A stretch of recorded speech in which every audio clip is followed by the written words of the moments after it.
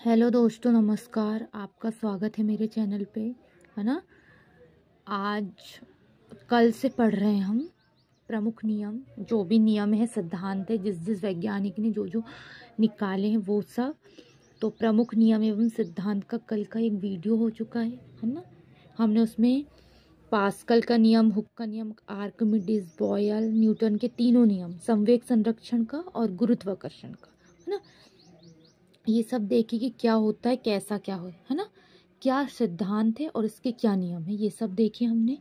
आज हमारा दूसरा वीडियो है, उसमें हम चार्ल्स का नियम से आगे देखेंगे। ठीक है, आइए स्टार्ट करते हैं। चार्ल्स का नियम, है ना। चार्ल्स क्या बोल रहा है? दाब नियत हो तो गैस का आयतन परम ताप का समानुपाती होता है। चार्ल्स का नियम ये बोल रहा है, अगर दाब नियत है तो जो गैस का आयतन है वो परम ताप T होता है, उसके समानुपाती होता है। वो ये बोल रहा है ना।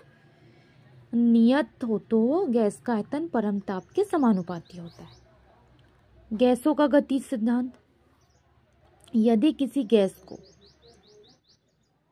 घनाकार बर्तन में रखा जाए तो गैसों का दाब गैस के द्वारा उत्पन्न दाब के बराबर होता है, जो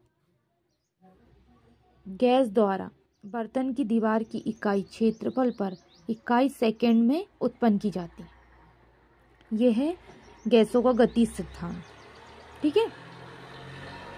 किरचॉफ का ताप नियम, किरचॉफ का ताप नियम, किरचॉफ का ताप नियम ये बोल रहे हैं, किसी विकिरण के लिए ऊष्मा का अच्छा शोषक उसी विकिरण के लिए ऊष्मा का अच्छा विकिरण भी होता है। ऊष्मा की इकाई जूल है।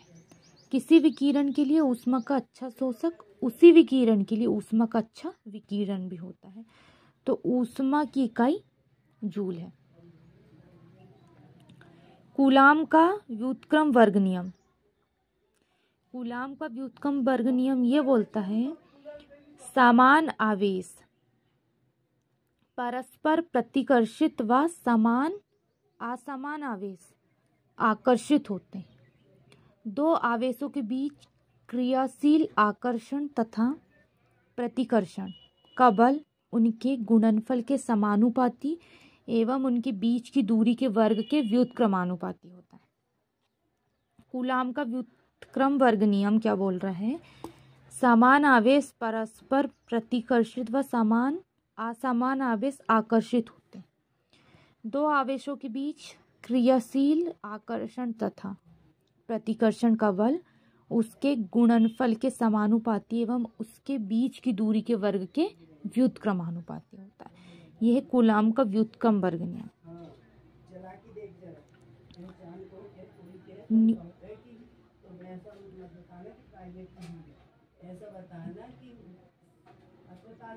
न्यूटन का शीतलन नियम, किसी वस्तु के शीतलन की दर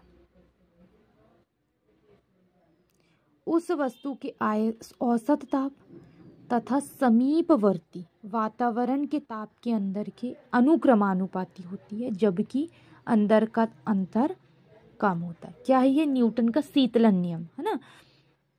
वस्तु के शीतलन की दर उस वस्तु के औसत ताप तथा समापवर्ती वातावरण के ताप के अंतर के समानुपाती अनुक्रमानुपाती होती है, जबकि तापमान का अंतर कम हो।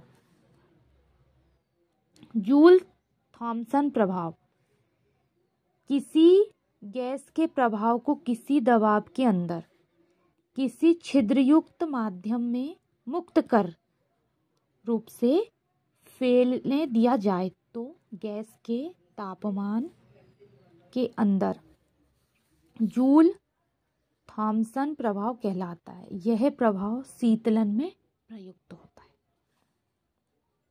जूल थॉमसन प्रभाव, किसी गैस के प्रभाव को किसी दबाव के अंदर किसी छिद्रयुक्त माध्यम में मुक्त रूप से फैलने दिया जाए तो गैस के तापक्रम मान में अंतर जूल थॉमसन प्रभाव कहलाता है। यह ही शीतलन प्रभाव है ना।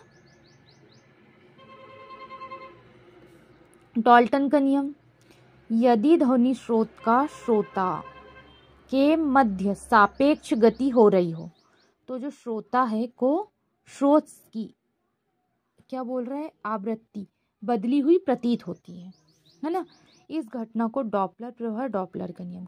ध्वनि जो श्रोता है ना, स्रोत है ध्वनि स्रोत, उसका श्रोता के माध्य सापेक्ष गति हो रही होती है, तो जो श्रोता है सुनने वाला को स्रोत, जो भी स्रोत है वो श्रोता है ना की आवृत्ति बदली हुई प्रतीत होती है ना। इसी घटना को डॉपलर प्रभाव या डॉपलर का नियम कहते हैं। चार्ल्स का नियम, गैसों का गतिज नियम, चिरकॉफ का ताप नियम, कूलाम का व्युत्क्रमवर्ग नियम, शीतलन नियम, न्यूटन का जूल थॉमसन नियम और डॉपलर नियम है ना। ये सब हो गया है। कल हम ओम के नियम से देखेंगे। आज के दूसरे वीडियो में इतनी डेफिनेशंस, नियम और सिद्धांत जो भी है वो सब आप देख लीजिएगा, चार्ल्स के नियम से डॉपलर का नियम तक। आज के लिए बस इतना ही। धन्यवाद।